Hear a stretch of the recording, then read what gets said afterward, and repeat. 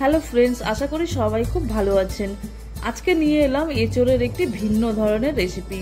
আপনারা যদি এই পদ্ধতিতে এঁচোড় রান্না করেন তাহলে এটা মাংসের চাইতেও খেতে খুব ভালো লাগবে। কিভাবে আপনারা এই এঁচোড় রান্না করবেন তা জানতে ভিডিওটি সম্পূর্ণ দেখুন এবং চ্যানেলে নতুন হলে চ্যানেলটিকে সাবস্ক্রাইব করে পাশে থাকুন। তাহলে দেখে নেওয়া যাক আজকের রেসিপি। এইখানে আমি 500 গ্রাম এঁচোড় নিয়েছি। এঁচোড়টা ভালোভাবে ছিলে কেটে নিয়েছি। এইখানে আমি এঁচোড়টা একটু বড় বড় করেই কেটে নিয়েছি।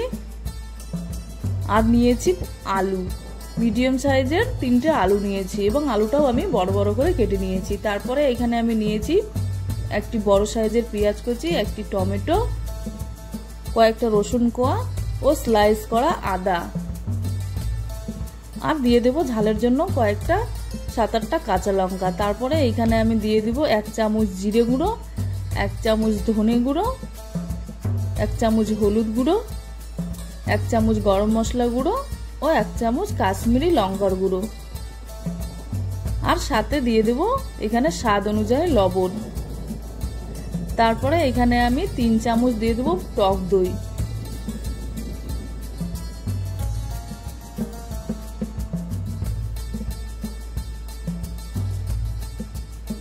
সামান্য পরিমাণে আমি দিয়ে দেব চিনি, যাতে টক ভাবটা ব্যালেন্স হয়।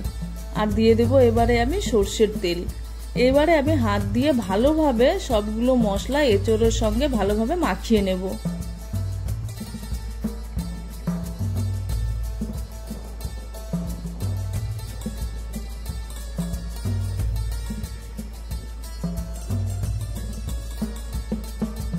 এইখানে আমি ফোড়নের জন্য নিয়েছি তেজপাতা, লবঙ্গ, গোলমরিচ, গোটা জিরে, ছোট এলাচ, দারচিনি ও জায়ত্রী।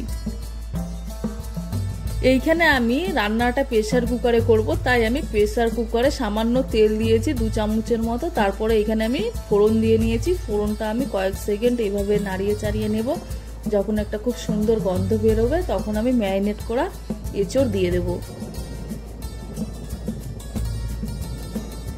এইবারে এঁচোড়টাকে একটা খুন্তির সাহায্যে ভালোভাবে চালিয়ে নেব।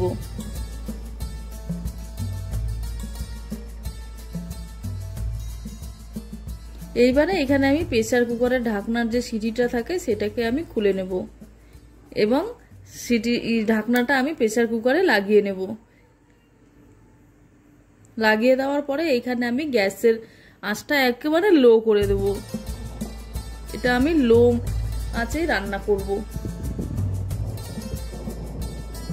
10 মিনিট রান্না করার পর প্রেসারটাকে আমি এইভাবে ধরে নাড়িয়ে চাড়িয়ে দেব, যাতে নিচে লেগে না যায়। তারপরে আবার আমি বসিয়ে দেব। এইভাবে 30 মিনিট রান্না করলে এঁচোড়টা খুব ভালোভাবে সেদ্ধ হয়ে যাবে এবং রান্নাটাও হয়ে যাবে। তারপরে আমি একটা প্লেটে নামিয়ে নেব।